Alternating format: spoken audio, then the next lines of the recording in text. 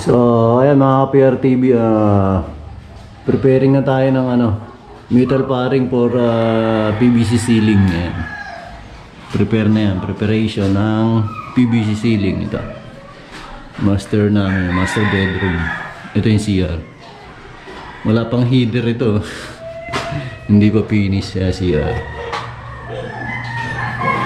Okay na lahat yung yung metal paring natin. Ayan.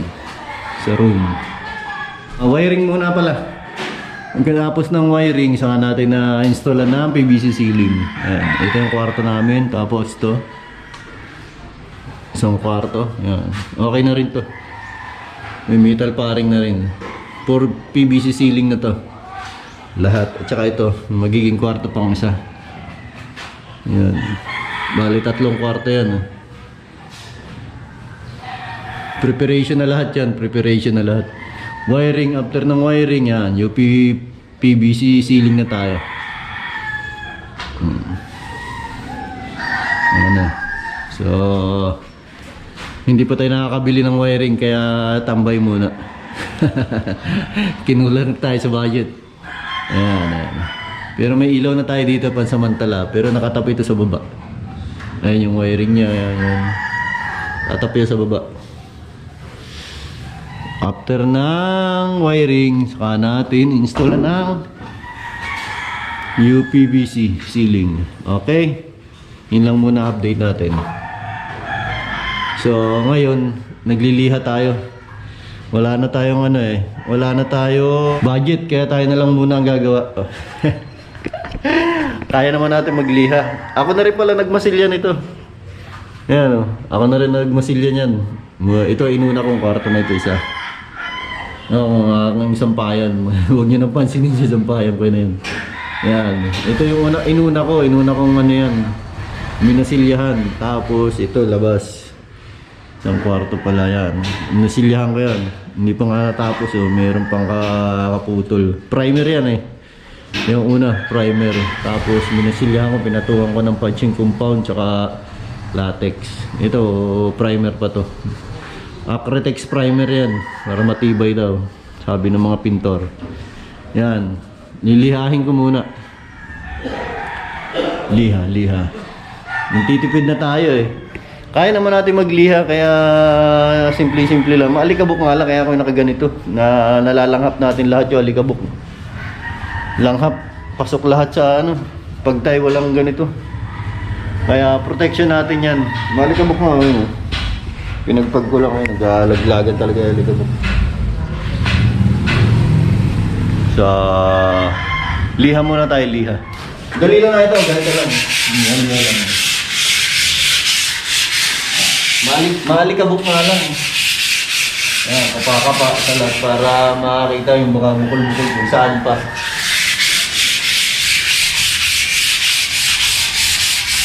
Liha. Then, after natin maliha ito lahat, ako na rin nagmasilya nito para tipid. Kasi kung iuupa natin, malaking gastos din Nasa 30, 30 plus, pataas yung kontrata ng pintura. Kaya kaya naman natin, after nito, first coating tayo. After maliha natin yung ating mga minasilya, first coating na tayo. Yan. Di ba, laking tipid natin. Kasi, kung iuupa natin ito sa pintor talaga. May nakakausap ako isa doon. Ang katabi ng ginagawa namin sa may Unis, 33,000 daw yun. Kontrata nila kay Unis. Yung katabi namin yung ginagawa rin. So, di ba, laki ng tipid natin. Pumili pa natin. Laki. Kaya-kaya naman natin gawin. Nga lang, tiyagaan nga lang talaga. Kasi solo tayo laki-laki nito. Laki-laki din, 3 kwarto pag day off lang, tulad ngayon, wala tayong pasok ngayon.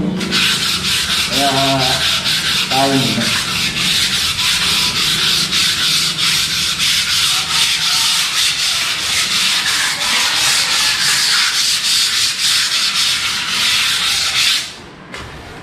Oh, di ba? Makinis-kinis na.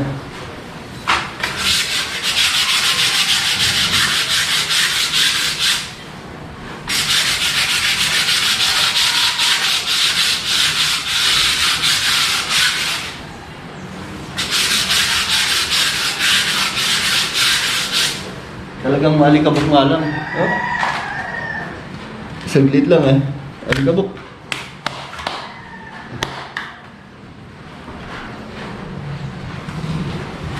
Magana yung ating pangpagpag.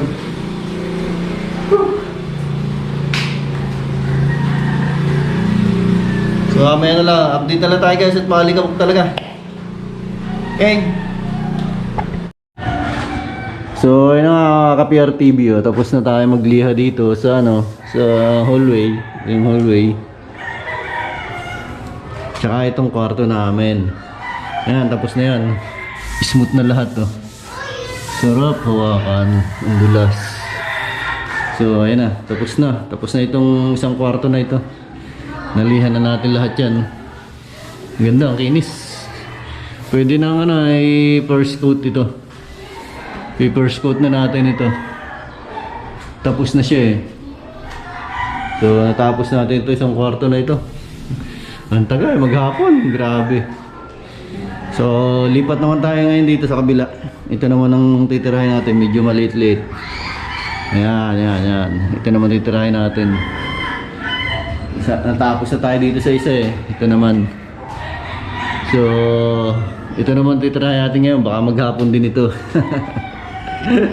So ayun lang guys, ang ating update sa ating pagliliha dito sa master's bedroom. So hanggang dito na lang muna ulit.